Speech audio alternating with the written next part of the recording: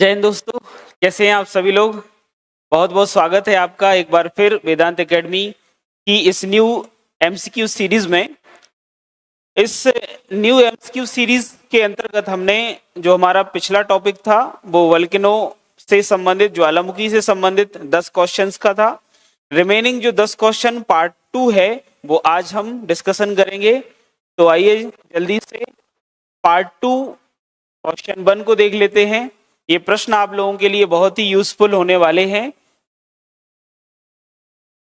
यहां पर जानकारी दे दूं आपको कि वेदांत एकेडमी का टेलीग्राम चैनल है जहां से आप निरंतर डेली एमसीक्यूज ले सकते हैं, स्पेशल एमपी के नोट्स ले सकते हैं। इसके अलावा आपको करंट अफेयर के नोट्स, मेंस के नोट्स पीडीएफ फॉर्मेट में, हार्ड कॉपी में आपको यहाँ से आप पीडीएफ फॉर्मेट में या सॉफ्ट कॉपी में आप यहाँ से परचेस कर सकते हो।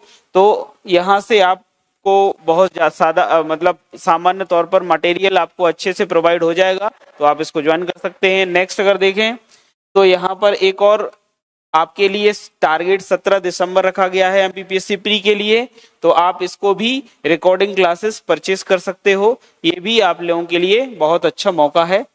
हम बात कर लेते हैं ज्वालामुखी पार्ट 2 का। पहला प्रश्न क्या बोल रहा है? पहला प्रश्न कहता है कि विश्व में सर्वाधिक जागृत ज्वालामुखी कहां स्थित है। सर्वाधिक जागृत ज्वालामुखी कहां पर स्थित है? प्रश्न पहला है विश्व के सर्वाधिक एक्टिव वोल्केनो कहां पर स्थित है। एक्टिव वोल्केनो की बात की जा रही है, जागृत ज्वालामुखी। ऑप्शन है आंध्र प्रदेश के आसपास, प्रशांत महासागर के आसपास, हिंद महासागर के आसपास और आर्कटिक महासागर के आसपास। तो इसका सही आंसर क्या होना चाहिए? इसका सबसे सही आंसर होगा बेटा क्या? प्रशांत महासागर के आसपास। ऐसा क्यों है बेटा?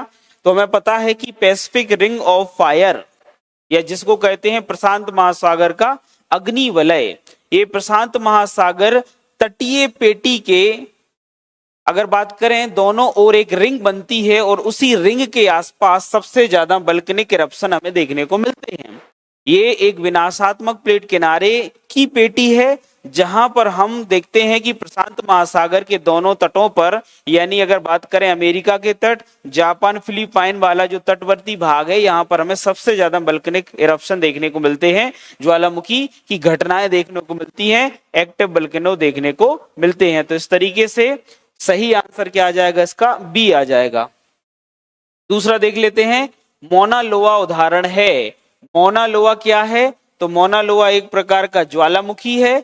अब ये ज्वालामुखी क्या जागृत है या सुषुप्त है या शांत है, यानी एक्टिव वोल्केनो है, डोरमेंट है, या फिर एक्सटिंक्ट वोल्केनो है? तो इनमें से कौन सा है? तो मोना लोआ अंटार्कटिक में स्थित एक सक्रिय ज्वालामुखी है, यानी एक प्रकार का क्या है बेटा? एक्टिव वोल्केनो है, जो कहां पर है? अंटार्कटिक महाद्वीप पर स्थित है। अंटार्कटिक के अंतर्गत, सॉरी माफ कीजिएगा, ये अंटार्कटिक में नहीं है, ये हवाई द्वीप पर स्थित है। कहां पर है बेटा? हवाई द्वीप पर स्थित है।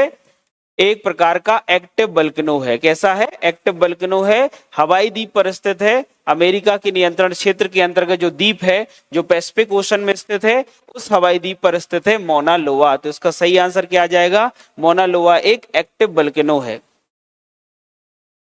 फिर इसके बाद बात कर लेते हैं, नेक्स्ट क्वेश्चन क्या बोलता है?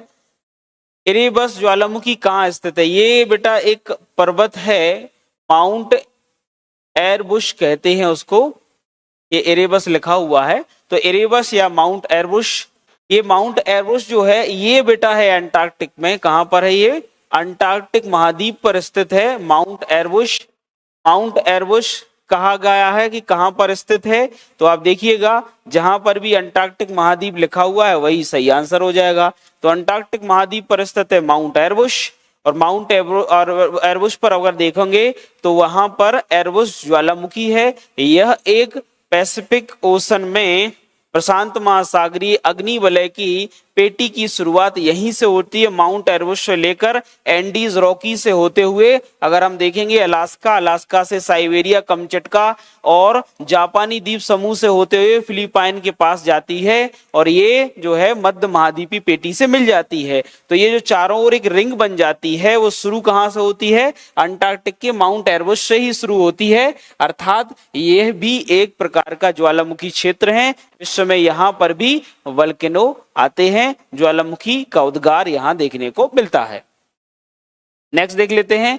14वां क्वेश्चन कहता है कि निम्नलिखित में से किसे भूमध्य सागर का लाइट हाउस कहते हैं? Lighthouse of the Mediterranean sea किसे कहते हैं? Lighthouse of the Mediterranean sea किसे कहते हैं? ये सबको पता है, बहुत ही फेमस क्वेश्चन है, कई बार पूछा गया।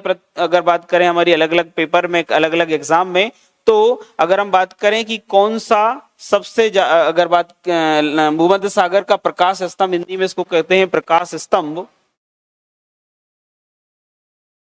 तो भूमध्य सागर का प्रकाश स्तंभ किसे कहते हैं? तो इटली के सिसिली द्वीप पर स्थित, इटली के सिसिली द्वीप पर स्थित जो स्ट्रोम्बोली है इसे भूमध्य सागर का प्रकाश स्तंभ कहते हैं। ये भूमध्य सागर के तटवर्ती भाग में स्थित है और जब इसमें उद्गार होते हैं तो इसके उद्गार इतने तीव्र होते हैं, एक प्रकार का अगर बात करें स्ट्रोम्बोली तुल्य ज्वालामुखी है ये, और इसमें इतने तीव्र उद्गार होते हैं कि इससे निकला हुआ जो लावा है ये भूमध्य सागर की ओर गिरता है और हम देखते हैं कि चारों तरफ एक प्रकाश जैसा क्षेत्र अगर बात करें उत्पन्न करता है, आसपास बहुत ज्यादा लाइटनिंग हो जाती है, इसीलिए इसको क्या कहा जाता है? भूमध्य सागर का प्रकाश स्तंभ या लाइट हाउस कहा जाता है। तो इस तरीके से सही आंसर क्या हो जाएगा? ए हो जाएगा। फिर है विस्फोट की तीव्रता के आधार पर ज्वालामुखी के प्रकारों का सही आरोही क्रम बताना है। हमें यहाँ पर आरोही क्रम बताना, बढ़ता हुआ क्रम बताना है विस्फोट की तीव्रता के आधार पर। विस्फोट की तीव्रता मतलब ज्यादा तीव्रता वाले विस्फोट हो रहे हैं, और आरोही क्रम बताने यानी बढ़ता हुआ क्रम, यानी विस्फोट धीरे धीरे कौन से ज्वालामुखी में बढ़ता चला जाता है। तो सबसे कम, उसके बाद सबसे ज्यादा लास्ट में। तो सबसे कम किसमें होता है? तो आपको पता ही होगा, मैंने कई बार क्लासेस में पढ़ाया है, हवाइन तुल्य ज्वालामुखी में सबसे कम विस्फोट होता है, सभी में है। इसके बाद किसमें होता है बेटा? इसके बाद अगर देखें हम तो यहां पर देख सकते हैं स्ट्रोम्बोली तुल्य। स्ट्रोम्बोली तुल्य कहाँ लिखा हुआ है? ये लिखा हुआ है स्ट्रोम्बोली तुल्य, यहाँ लिखा हुआ है, इसमें भी लिखा हुआ है। फिर वल्केनिक तुल्य लिखा हुआ है और फिर है पिलियन तुल्य। यानी सबसे ज्यादा अगर बात करें जो विस्फोट होते हैं वो कहां पर होते हैं? पिलियन तुल्य में होते हैं, और सबसे कम होते हैं हवाइन तुल्य में। तो अगर हम इसको अगर ऑर्डर में जमाए तो सबसे कम जो होते हैं वो हवाइन तुल्य में, उससे ज्यादा स्ट्रोम्बोली तुल्य में, उससे ज्यादा वल्केनिय तुल्य में, उसके बाद फिर पिलियन तुल्य में होते हैं। तो इसका सही आंसर क्या आएगा? बी आंसर इसका सही हो जाएगा। हवाइन तुल्य, देन स्ट्रोम्बोली तुल्य, उससे ज्यादा वल्केनिक तुल्य, उसके बाद फिर पिलियन तुल्य। पिलियन तुल्य में सबसे ज्यादा होते हैं, इसकी तीव्रता बहुत ज्यादा होती है क्योंकि इसकी मैग्मा में सिलिका की मात्रा बहुत ज्यादा होती है, इसलिए इसके जो उद्गार होते हैं वो बहुत ज्यादा तीव्र होते हैं, बहुत ज्यादा इनकी तीव्रता होती है। अब इसके बाद बात कर लेते हैं निम्न में से कौन सी गैस ज्वालामुखी उद्भेदन के समय नहीं निकलती है। देखिए ज्वालामुखी जब उद्भेदन इसका होता है तो हम देखते हैं कि क्रेटर से बहुत सारे विखंडित पदार्थ बाहर निकलते हैं।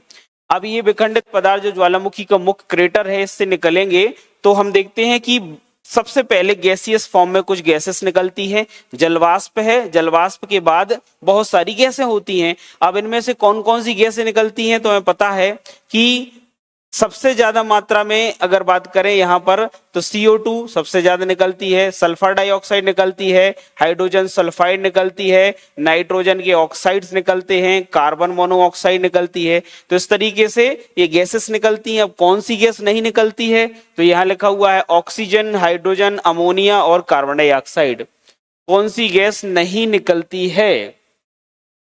तो ये थोड़ा सा यहां पर होना चाहिए था, कौन सी गैस निकलती है उद्भेदन के समय नहीं निकलती। अब ऑक्सीजन भी नहीं निकलती, हाइड्रोजन और अमोनिया, तो यहाँ पर थोड़ा सा क्वेश्चन मिस्टेक है बेटा। इसमें होना चाहिए क्या, निम्नलिखित में से कौन सी गैस ज्वालामुखी उद्भेदन के समय निकलती है, नहीं होना चाहिए। तो कौन सी निकलती है, और वो भी मैं यहाँ पर एक शब्द जोड़ता हूं सर्वाधिक। तो सर्वाधिक निकलती है कार्बन डाइऑक्साइड, यानी इसका सही आंसर होना चाहिए डी। तो थोड़ा सा प्रश्न जो है वो टाइपिंग मिस्टेक है, आप सुधारिएगा। निम्नलिखित में से कौन सी गैस है जो ज्वालामुखी उद्भेदन के समय सर्वाधिक निकलती है। ऑक्सीजन नहीं निकलती उतनी ज्यादा, हाइड्रोजन अमोनिया नहीं निकलती, सबसे ज्यादा निकलती है कार्बन डाइऑक्साइड। कार्बन डाइऑक्साइड सबसे ज्यादा मात्रा में निकलती है, 95% तक इसमें कार्बन डाइऑक्साइड होती है। तो इस तरीके से हम कह सकते हैं कि डी आंसर इसका सही होगा। इसके बाद कहते हैं नेक्स्ट प्रश्न क्या कहता है, विश्व का सर्वाधिक ज्वालामुखी वाला क्षेत्र कौन सा है, यानी विश्व में सबसे ज्यादा ज्वालामुखी कहाँ आते हैं। अब कुछ ऑप्शन दिए गए हैं, फिलिपाइन द्वीप में, जापानी द्वीप समूह, पश्चिमी द्वीप समूह और इंडोनेशियाई द्वीप समूह। तो देखिए हमें पता है कि जापान जो है विश्व में सबसे ज्यादा ज्वालामुखियों को झेलता है, या सबसे ज्यादा ज्वालामुखी आते हैं। कहते हैं कि धधकती हुई भट्टी पर जापान स्थित है, हर साल बहुत सारे ज्वालामुखी यहाँ पर फटते रहते हैं, छोटे बड़े, ठीक है। कुछ ही हमें देखने को मिलते हैं न्यूज में, लेकिन यहाँ पर वल्केनिक इरप्शन होता रहता है। क्यों, क्योंकि यह पैसिफिक रिंग ऑफ फायर का भाग है, प्रशांत महासागर अग्नि वलय के ऊपर स्थित एक क्षेत्र है, एक द्वीप ये भाग है, जहां पर अगर बात करें इसके अलग अलग द्वीप आते हैं। यानी जापान जो द्वीप समूह है ये पैसिफिक रिंग ऑफ फायर के ऊपर स्थित है, विनाशात्मक प्लेट किनारे के ऊपर स्थित है, इसलिए विश्व में सबसे ज्यादा वल्केनिक इरप्शन की एक्टिविटी अगर कहीं होती है तो उसका सही आंसर आएगा जापान, ठीक है। अब देख लेते हैं 18वां क्वेश्चन क्या कह रहा है। ज्वालामुखी उद्गार के फलस्वरूप प्राप्त लावा एवं धरातलीय चट्टानों के टुकड़ों को सम्मिलित रूप से क्या कहा जाता है। देखिए लावा और धरातलीय चट्टानों के टुकड़ों को क्या कहते हैं हम, बताइए। लावा को और धरातलीय चट्टानों के टुकड़ों को सम्मिलित रूप से क्या कहते हैं, पाइरोक्लास्ट कहते हैं, इब्रेसिया कहते हैं, लेपली कहते हैं, या स्कोरिया कहते हैं। तो इसको कहते हैं बेटा क्या, पाइरोक्लास्ट। लावा और विभिन्न विखंडित पदार्थ मिलकर बेस तैयार करते हैं ज्वालामुखी के शंकु का, और ज्वालामुखी के शंकु के सबसे नीचे पाइरोक्लास्ट पाए जाते हैं, यानी इसका सबसे सही आंसर क्या आ जाएगा, पाइरोक्लास्ट आएगा, ठीक है। नेक्स्ट देख लेते हैं, स्ट्रोम्बोली किस प्रकार का ज्वालामुखी है। अभी बताया था स्ट्रोम्बोली एक जागृत ज्वालामुखी है, एक एक्टिव वल्केनो है। कैसा है बेटा, एक एक्टिव वल्केनो है। कहां पर है, ये इटली के सिसिली में स्थित है, सिसिली द्वीप पर स्थित है। ए प्रकाश स्तंभ कहलाता है। लास्ट अभी अपन ने जो क्वेश्चन देखा उसमें था कि भूमध्य सागर का प्रकाश स्तंभ कौन सा ज्वालामुखी कहलाता है, तो स्ट्रोम्बोली है। एक प्रकार का स्ट्रोम्बोली तुल्य ज्वालामुखी है, काफी ज्यादा तीव्रता है इसकी। अंतिम प्रश्न है, इस पूरे श्रृंखला का निम्न में से कौन सा युग्म सुमेलित नहीं है। यहाँ पर कुछ युग्म दिए गए हैं और आपसे पूछा जा रहा है कौन सा युग्म सुमेलित नहीं है। देख लेते हैं, एटना इटली में, माउंट एटना ज्वालामुखी इटली में स्थित है, ये बिल्कुल सही है, इटली में ही है।